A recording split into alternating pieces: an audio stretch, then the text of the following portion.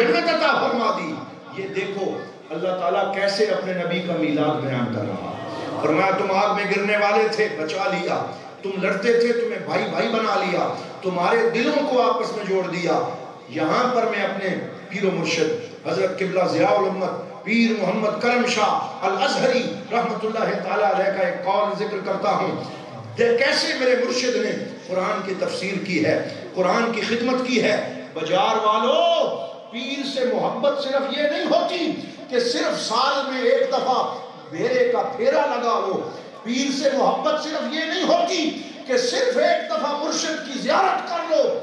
پیر کی محبت کا تقاضا یہ ہے کہ تمہارا پیر 20 سال کی محنت سے جو تحفہ تمہیں ضیاء القرآن کی شکل میں دے کے گیا، ضیاء النبی کی شکل میں دے کے گیا، سچا مرید وہ ہے جس کے گھر میں ضیاء القرآن بھی موجود ہو، ضیاء النبی بھی موجود ہو۔ اس لیے اپنی عقیدتوں کو دیکھ لو، کس کس کے گھر میں ضیاء القرآن نہیں ہے، ضیاء النبی نہیں ہے، ضیاء حرم نہیں آتا، وہ اپنی عقیدت کو درست کرے۔ بھائی پیر صاحب تو ساری زندگی علم کو دے کے گئے، انہوں نے ہمیں دین کی باتیں سکھائیں۔ 20 سال لگے پیر کرم شاہ صاحب کو قرآن کی تفسیر لکھتے ہوئے، اور مجھے ایک دن حضور قبلہ ڈاکٹر ابو الحسن محمد شاہ الازہری زیدہ مجدہو، جو حضور ضیاء الامت کی تصویر ہے، وہ مجھے بتا رہے تھے، فرما رہے تھے ایک دفعہ اللہ نے کرم فرمایا، پیر کرم شاہ صاحب وہ کہتے ہیں میں بڑا بیمار تھا، ڈاکٹر ابو الحسن شاہ صاحب کہ میں بڑا بیمار تھا، لاہور اسپتال میں داخل تھا، میرے والد گرامی میرے سرانے موجود تھے، میں بڑی تکلیف میں تھا، تو میرے والد گرامی نے مجھے پوچھا ابو الحسن شاہ جی کوئی خواہش ہے تو بتاؤ، یہ خود مجھے انہوں نے بتایا کہ کوئی خواہش ہے تو بتاؤ، کوئی تمنا ہے تو بتاؤ۔ میں نے کہا ایک شرط پہ بتاؤں گا کہ آپ نے ماننا ضرور ہے۔ بھائی باپ اور بیٹے کا تعلق ہوتا ہے، آپ نے ماننی میری بات ضرور ہے۔ انہوں نے کہا میں مانوں گا، آپ بتاؤ۔ انہوں نے کہا میں نے قبولیت کی ان گھڑیوں میں عرض کیا کہ جب اپنے کریم کی بارگاہ میں عمرے کے لیے جاتے ہیں نا، میری تمنا یہ ہے کہ میں ٹھیک ہو جاؤں اور ایک دفعہ مجھے آپ کے ساتھ عمرے کی سعادت حاصل ہو جائے، مجھے مدینہ پاک اپنے ساتھ لے کے جائیں۔ اللہ نے مجھے صحت عطا فرمائی، پھر میرا پاسپورٹ بنا، پھر پیر صاحب اپنے ساتھ لے کے مجھے حضور کی بارگاہ میں حاضر ہوئے۔ ان دنوں میں آپ ضیاء النبی لکھ رہے تھے، حضور کی سیرت لکھ رہے تھے۔ فرماتے ہیں میں نے وہ منظر دیکھا کہ صبح و فجر کے بعد ہمارے پیر و مرشد آپ وہاں پہ تشریف فرما ہو جاتے جہاں چھتریاں لگی ہوئی ہیں، جہاں سے حضور کا روضہ نظر آتا ہے، وہاں آپ ایک سکون کے ساتھ بیٹھ جاتے اور حوالے ساتھ لے جاتے، قلم اور کاغذ آپ کے پاس ہوتا۔ میں نے یہ منظر دیکھا کہ کافی دیر تک حضور کے روضے کو دیکھتے رہتے، پھر لکھنا شروع کر دیتے، پھر دیکھتے رہتے، پھر لکھنا شروع کر دیتے۔ آپ فرماتے ہیں مجھے ایسے لگتا تھا جیسے سرکار کی سیرت حضور سے پوچھ پوچھ کے لکھ رہے ہیں، ایسے لکھ رہے ہیں۔ یہ ضیاء النبی میں تاثیر اس لیے پیدا ہوئی ہے کہ اس کے ہر لفظ میں محبت رسول کی خوشبو موجود ہے، حضور کی محبت کا عرق موجود ہے۔ انہوں نے محبت رسول میں ڈوب کے یہ تحفہ ہمارے لیے لکھا ہے۔ اس لیے میں بازار والے دوستوں کو میلاد کے مہینے میں آج یہ پیغام دے کے جا رہا ہوں کہ اگلی دفعہ جب کبھی میں آؤں نا تو آپ میں سے ہر گھر کے اندر، اور موبائل اپنے بچوں کو 30-30 ہزار کا لے کے دیتے ہو، ہر خواہش پوری کرتے ہو، سب سے بہترین تحفہ یہ ہے کہ باپ اپنے بچے کو رب کا قرآن لے کے دے، حضور کی سیرت لے کے دے۔ یہ تحفہ اپنے بچوں کو لے کے دیں، اپنے گھروں میں رکھیں، اپنے بچیوں کے جہیز میں ضیاء القرآن اور ضیاء النبی شامل کریں۔ یہ بات میں اور کسی سے نہیں کرتا، آپ سے اس لیے کر رہا ہوں کہ یہ بات کرنے کا حق ہے مجھے کہ میں آپ سے کروں، آپ کو یہ دعوت دوں کہ آپ آئیں، ذرا سچے مرید بنیں، ذرا اس خانقاہ کا فیض حاصل کریں۔ اور اب دیکھیں پیر صاحب نے کیا لکھا، جب یہ آیت آئی نا کہ اللہ تعالیٰ کی نعمت کو یاد کرو جس نے جھگڑنے والوں کے دلوں کو جوڑ دیا اور انہیں بھائی بھائی بنا دیا، اور آگ کے گڑھے کے کنارے جو کھڑے تھے انہیں وہاں سے بچا کے جنت میں لے گئے۔ فرمایا ابو بکر فی الجنہ و عثمان فی الجنہ و عمر فی الجنہ و علی فی الجنہ و عبد الرحمن بن عوف فی الجنہ۔ 10 صحابہ کے نام لیے، ان کو عشرہ مبشرہ کہا جاتا ہے۔ فرمایا یہ سارے جنتی ہیں۔ پھر کسی کو جہاد میں جنت کی بشارت عطا فرمائی، کسی کو کسی اور شکل میں سرکار نے جنت تقسیم کی ہے، سرکار نے جنت میں داخل ہونے کی خوشخبری دی ہے۔ تو پیر صاحب نے یہاں یہ لکھا، آپ کو میری بات سمجھ آ رہی ہے؟ پیر صاحب نے یہ لکھا کہ یہ جو آیت ہے جو میں نے ابھی پڑھی ہے، اس آیت کا پہلا مخاطب کون لوگ ہیں؟ یعنی ویسے تو اس آیت کا مخاطب ہم بھی ہیں، قیامت تک آنے والے سارے مسلمان ہیں، کیونکہ قرآن صرف 6 سال کے لیے نازل نہیں ہوا بلکہ قیامت تک آنے والے حضور کے ہر غلام کے لیے نازل ہوا، زمین کے ہر انسان کے لیے نازل ہوا ہے۔ یہ آفاقی پیغام ہے، سب کے لیے ہے۔ اس کا مخاطب میں بھی ہوں، آپ بھی ہیں، حضرت امیر القادری صاحب بھی ہیں، سارے لوگ ہیں، لیکن ہم اس کے پہلے مخاطب، سارے بولو، ہم اس کے پہلے مخاطب، اس کے پہلے مخاطب وہ لوگ ہیں جو صبح و شام اپنے کریم نبی کا چہرہ دیکھتے تھے، جو حضور کی زیارت کرتے تھے، جو صحابہ اور اہل بیت تھے، جو اس وقت موجود تھے جب قرآن نازل ہو رہا تھا، وہ صحابہ کرام تھے، وہ حضور کے اہل بیت تھے۔ تو پیر صاحب نے فرمایا ان کے بارے میں، کن کے بارے میں؟ صحابہ اور اہل بیت اطہار کے بارے میں قرآن تو یہ خبر دے رہا ہے کہ اسلام لانے سے پہلے ان کے اندر لڑائیاں تھیں، جتنے بھی مسلمان اس وقت نہیں ابھی ہوئے تھے، پہلے جھگڑے ہوں گے، لیکن جب حضور آئے اور انہیں کلمہ پڑھایا تو سارے جھگڑے ختم ہو گئے، وہ بھائی بھائی بن گئے، ان کے دل جڑ گئے اور وہ جہنم کی آگ سے دور ہو کے جنتی بن گئے۔ تو پیر صاحب نے فرمایا 1400 سال پہلے جن کو قرآن جنتی کہے اور جن کے بارے میں یہ خبر دے کہ حضور نے انہیں بھائی بھائی بنا دیا، ان کی دوستی کروا دی، ان کے دلوں کو جوڑ دیا، 1500 سال بعد آ کے کوئی اٹھے اور کہے نہیں جی وہ تو آپس میں دشمن تھے، وہ تو لڑائیاں کرتے تھے، ان کی تو آپس میں بڑی لڑائیاں تھی، وہ حق پہ نہیں تھے، وہ حضور کے صحابہ کو ماننے سے انکار کر دے، تو ہم کسی ملا کو نہیں سنیں گے، ہم رب کے قرآن کو سنیں گے، ہم حضور کا فرمان مانیں گے۔ اور جو بندہ قرآن کی اس آیت کو نہ مانے تو وہ کافر ہو جاتا ہے، کیونکہ جو قرآن کو تسلیم نہ کرے اس کا ایمان مکمل نہیں ہوتا۔ تو رب کا قرآن کیا کہہ رہا ہے؟ یہ سارے جھگڑے اس آیت میں ختم ہو جاتے ہیں۔ اِذْ كُنْتُمْ أَعْدَاءً فَأَلَّفَ بَيْنَ قُلُوبِكُمْ، اے نبی کے غلاموں، جب تمہیں ابھی ایمان نصیب نہیں ہوا تھا، حضور کی زیارت کا شرف نہیں ہوا تھا، سرکار کے قدموں میں حاضری نصیب نہیں ہوئی تھی، تم دشمن تھے، تمہیں دین کا پتہ نہیں تھا، لیکن جو میرے نبی کے قدموں میں پہنچ گیا وہ جنتی بھی ہو گیا، وہ بھائی بھائی بھی ہو گیا، اور اس کے دل سے نفرتیں نکل گئیں، محبتیں آ گئیں۔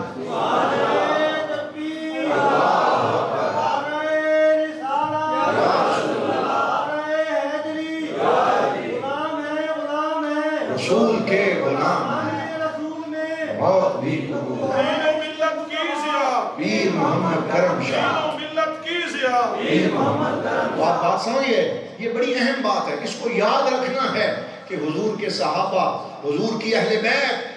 یہاں میں آپ کو ایک مثال صرف دے دیتا ہوں، آپ توجہ میری طرف رکھیں، ایک مثال دے دیتا ہوں تاکہ بات اب اختتام کی طرف ملانا چاہتا ہوں۔ مثال بڑی پیاری ہے۔ حضور کے ایک صحابی تھے صلی اللہ علیہ وسلم، ان کا نام تھا حضرت عبداللہ بن مسعود رضی اللہ تعالیٰ۔ حضرت عبداللہ بن مسعود یہ وہ تھے جن کو سرکار نے قرآن کا ترجمان قرار دیا اور خود انہیں قرآن سکھایا، بڑے جلیل القدر صحابی تھے، عالم تھے، بزرگ تھے۔ حضور کا وصال ہو گیا، حضرت ابو بکر کا دور گزرا، حضرت عمر کا دور آیا، تو اس وقت حضرت عبداللہ بن مسعود بزرگ ہو چکے تھے، سفید داڑھی ہو گئی تھی، اور ایک دن وہ ایک جنازہ پڑھانے کے لیے جنت البقیع شریف کی طرف آئے، وہاں جنازہ تھا، بڑے صحابہ اور لوگ جمع تھے، تو لوگوں نے کہا دیکھو وہ حضور کا صحابی آ رہا ہے، عبداللہ بن مسعود آ رہے ہیں، راستہ بن گیا، اور جنازے کے پاس حضرت عبداللہ بن عباس بھی کھڑے تھے جو حضور کی اہل بیت میں سے ہیں، حضور کے سگے چچا کے بیٹے ہیں، ان کا نام کیا؟ حضرت عبداللہ بن عباس، حضرت عباس کے بیٹے، وہ بھی کھڑے تھے، ادھر سے عبداللہ بن مسعود بھی آ گئے۔ جنازہ حضرت عبداللہ بن مسعود نے پڑھایا، کیونکہ وہ بزرگ تھے، صحابی رسول تھے، سرکار کی انہوں نے زیارت کی تھی۔ اور حضرت عبداللہ بن مسعود عمر میں ان سے بڑے تھے، عبداللہ بن عباس چھوٹے تھے، اس وجہ سے جنازہ حضرت عبداللہ بن مسعود نے پڑھایا۔ جب جنازہ ہو گیا، دعا ہوئی، دعا کے بعد جو گھوڑا تھا حضرت عبداللہ بن مسعود کی سواری تھی، جب اس پہ بیٹھنے لگے تو آگے بڑھ کے حضرت عبداللہ بن عباس نے ان کے گھوڑے کی لگام پکڑ لی۔ جیسے ہم کسی کے لیے گاڑی کا دروازہ کھولتے ہیں کہ بزرگ بیٹھ جائے، حضرت عبداللہ بن عباس نے ان کے گھوڑے کی لگام پکڑ لی کہ آپ اس پہ تشریف رکھیں، آپ بزرگ ہیں، صحابی رسول ہیں۔ تو حضرت عبداللہ بن مسعود نے عرض کیا کہ آپ تو حضور کی اہل بیت ہیں، ہمارے لیے ادب کی جگہ ہے، اس لیے میں یہ گستاخی نہیں کر سکتا کہ آپ لگام پکڑیں، یہ کوئی اور پکڑے، آپ تو حضور کی اہل بیت ہیں، ہماری آنکھوں کی ٹھنڈک ہیں، ادب کا مقام ہے۔ تو حضرت عبداللہ بن عباس نے فرمایا ہاکذا امرنا ان نفعل بعلمائنا، فرمایا ہمارے نبی نے ہمیں حکم دیا کہ ہم اپنی امت کے علماء کی ایسے قدر کریں کہ جب وہ آئیں ان کے گھوڑے کی لگام پکڑیں، ان کا ادب کریں، ان کے لیے راستہ بنوائیں۔ حضرت عبداللہ بن عباس نے فرمایا کہ یہ میں خود نہیں کر رہا، یہ میرے پاک نبی نے حکم دیا ہے کہ جب کوئی امت کا عالم آئے تو اس کی اس طرح قدر کی جائے۔ تو یہ جب بات ہوئی نا، حضرت عبداللہ بن مسعود نے آگے بڑھ کے حضرت عبداللہ بن عباس کا ہاتھ چوم لیا، ان کا ہاتھ چوما، رونے لگے۔ تو حضرت عبداللہ بن عباس نے کہا آپ بزرگ ہیں، میں چھوٹا ہوں، آپ نے میرا ہاتھ کیوں چوما؟ آپ نے فرمایا ہاکذا امرنا رسول اللہ ان نفعل باہل بیت رسول اللہ، کہا حضور نے آپ کو علماء کے احترام کا یہ حکم دیا ہے، اور ہمیں حضور نے اہل بیت کا احترام اس طرح سکھایا ہے۔ یہ آپس میں ان کی محبت تھی کہ ایک گھوڑے کی لگام پکڑ رہا ہے اور دوسرا اس کے ہاتھ چوم رہا ہے۔ وہ تو آپس میں شیر و شکر تھے، وہ بھائی بھائی تھے، وہ محبت ان کی آماجگاہ تھے۔ اور قرآن کہتا ہے فَأَصْبَحْتُمْ بِنِعْمَتِهِ إِخْوَانًا، تم اس نعمت مصطفیٰ کی برکت سے بھائی بھائی بن گئے، اور تمہارے جھگڑے جھیڑے ختم ہو گئے، اور تم سب جنتی ہو گئے۔ جنتی کیوں نہ ہوتے کہ تم نے اس چہرے کو دیکھا ہے اور ایمان کی حالت میں دیکھا ہے، تم نے اس چہرے کو دیکھا ہے جس چہرے نے خدا کو دیکھا۔ تو یہ کوئی تھوڑی سی بات ہے۔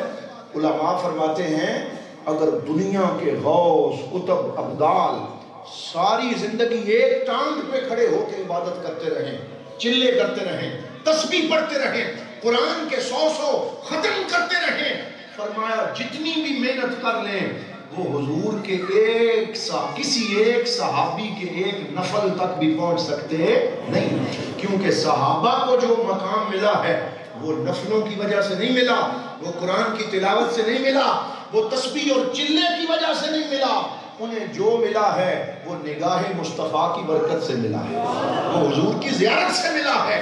سارے ادب حضور کے، سارے احترام حضور کے، ساری محبتیں حضور کی ہیں۔ جو ان کے دامن سے وابستہ ہو گیا وہ محترم ہو گیا، وہ ادب والا ہو گیا۔ تو اللہ سے محترم میلاد پاک کا یہ مہینہ ہے اور 12 ربیع الاول جمعے والے دن انشاءاللہ ہو رہی ہے۔ تو میں آپ سے آخر میں یہ بھی کہنا چاہوں گا کہ یہ جو دن باقی رہ گئے ہیں، کثرت سے اپنے پاک نبی صلی اللہ علیہ وسلم پہ درود پاک پڑھیں، کثرت سے سرکار دو عالم صلی اللہ علیہ وسلم پہ درود پڑھیں۔ آخری بات غور سے سن لیں، اس دفعہ بیرا شریف میں جمعہ وہاں پڑھاتا ہوں، میں نے یہ بات بیان کی تو قبلہ پیر صاحب نے اسے بڑا پسند فرمایا، اس لیے میں آپ کے سامنے آخر میں بیان کر رہا ہوں۔ میں نے عرض کیا کہ حضور پہ درود پڑھنے کی برکت کیا ہے کہ ملک شام کے ایک ڈاکٹر ہیں، یہ دانتوں کے ڈاکٹر ہیں، ڈینٹسٹ ہیں، عالم دین بھی ہیں، وہ فرماتے ہیں کہ ایک دن میں اپنے کلینک پہ بیٹھا ہوا تھا، میری چیئر جس پہ میں بیٹھ کے لوگوں کا علاج کرتا تھا کرسی خراب ہو گئی، تو ایک مکینک کو بلایا کہ وہ کرسی ٹھیک کر دے۔ جب وہ آیا تو میں نے دیکھا کہ 70 سال اس کی عمر ہے، سفید اس کی داڑھی ہے، بزرگ ہے، اور چہرہ 14ویں کے چاند کی طرح چمک رہا ہے، خوبصورت اس کا چہرہ ہے۔ وہ آیا اور آ کے میری کرسی ٹھیک کرنے لگا، اور 70 سال کی عمر میں بھی جوان لگ رہا تھا۔ میں نے کہا بابا جی یہ حسن آپ کو کیسے ملا، یہ رونقیں آپ کے چہرے پہ کیسے آئیں، اور ابھی آپ کو کوئی تھکاوٹ نہیں ہے، آپ کام کرتے ہیں، رزق حلال کماتے ہیں؟ تو وہ کہنے لگا میں اور تو کچھ نہیں کرتا، کام کرتے ہوئے اور صبح و شام اپنے آقا پہ درود پڑھتا رہتا ہوں، حضور پہ سلام پڑھتا ہوں، سرکار دو عالم صلی اللہ علیہ وسلم کا ذکر کرتا ہوں اور نماز پڑھتا ہوں۔ اور تو یہ مجھے مقام اللہ نے دیا ہے کہ میری صحت بھی ٹھیک ہے، میرا چہرہ بھی روشن ہے، بڑے اللہ نے میرے اوپر کرم فرمایا۔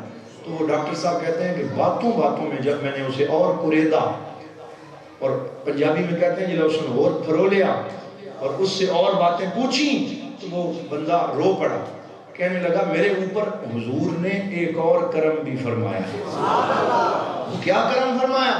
فرمایا میں ایک دن سارا دن سرکار پہ درود پڑھتا رہا، عشاء کی نماز پڑھ کے درود پڑھتا رہا اور میں سو گیا، میرے آقا صلی اللہ، سارے کہو صلی اللہ علیہ وسلم نے میرے اوپر کرم فرمایا اور میرے کریم آقا خواب میں تشریف لائے اور مجھے اپنی زیارت عطا فرمائی۔ اور یاد رکھو حضور کی ذات وہ ذات ہے کہ جسے خواب میں زیارت عطا فرمائیں، سرکار فرماتے ہیں وہ میں ہی ہوتا ہوں کہ شیطان میری شکل بنا سکتا نہیں ہے۔ جسے زیارت ہو جائے اس پہ کرم ہو گیا۔ تو کہتے ہیں مجھے زیارت ہوئی، سرکار نے کرم فرمایا، مسکرا رہے تھے، خوش تھے میرے ساتھ، مجھے دیکھا اور فرمایا میں تمہیں ایک خوشخبری دینے آیا ہوں۔ وہ کیا خوشخبری؟ کہ ستکون رفیقی فی الجنہ، کہ اے بابا تو میرے اوپر درود پڑھتا ہے، انشاءاللہ تو جنت میں میرے ساتھ ہوگا۔ اس سے بڑی کوئی اور خوشخبری نہیں ہو سکتی، تو جنت میں میرے ساتھ ہوگا، جہز حالہ کا، ذرا آپ تیاری کر۔ تو میں نے کہا حضور میں کیا تیاری کروں؟ میں رونے لگا، میں کیا تیاری کروں؟ تو سرکار نے فرمایا اذا استطعت ان تصبح وتمسی ولیس فی قلبک غش لأحد من المسلمین فافعل۔ فرمایا تیاری تو نے یہ کرنی ہے کہ تو کوشش کر کہ صبح اور شام اپنی زندگی اس طرح گزار کہ تیرے دل میں کسی مسلمان کے لیے ملاوٹ نہیں ہونی چاہیے، شک نہیں ہونا چاہیے، حسد اور بغض نہیں ہونا چاہیے، سارے مسلمانوں کے لیے تیرا دل صاف ہونا چاہیے۔ یہ بہت بڑی عبادت ہے، اپنے دل کو ہر مسلمان کے لیے صاف رکھنا، کسی کے لیے برے خیالات دل میں نہ لانا، یہ بہت بڑی عبادت ہے۔ تو سرکار نے فرمایا تو یہ تیاری کر کہ صبح بھی اس حال میں کر، شام بھی اس حال میں کر کہ تیرے دل میں کسی کے لیے دھوکہ نہ ہو، حسد نہ ہو، بغض نہ ہو۔ تو کہتا ہے اس دن سے لے کے آج تک میں اپنی مزدوری کرتا ہوں اور کوشش کرتا ہوں کہ کسی مسلمان کا دل نہ دکھاؤں، کسی کے لیے غلط خیالات دل میں نہ رکھوں۔ وہ کہتے ہیں، ڈاکٹر صاحب کہتے ہیں وہ میری کرسی ٹھیک کر کے چلا گیا، مجھے کوئی اور جہان دے گیا، میرے لیے کوئی اور تحفے دے گیا۔ جب وہ چلا گیا 3 مہینے کے بعد ترمذی شریف کو میں نے کھولا، جو حدیث کی کتاب ہے، اور میں اس میں کوئی حدیث تلاش کر رہا تھا، تو اچانک میری نظر پڑی انس بن مالک رضی اللہ تعالیٰ قال رسول اللہ صلی اللہ علیہ وسلم من استطاع ان يصبح ويمسي وليس في قلبه غش لأحد فسوف يكون رفيقي في الجنة لأنه عمل بسنتي ومن عمل بسنتي أحبني ومن أحبني كان معي في الجنة۔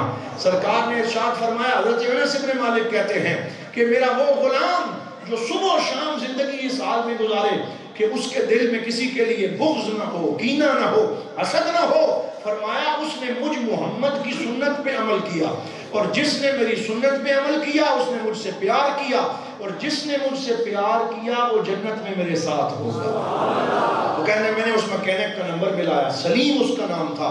میں نے کہا سلیم میں نے تجھے حضور کی ایک حدیث سنانی ہے، آج میں نے ترمذی شریف میں پڑھی کہ یہ تو سرکار کا فرمان ہے، اور انس بن مالک کی روایت ہے کہ سرکار نے ان کو یہ فرمایا تھا۔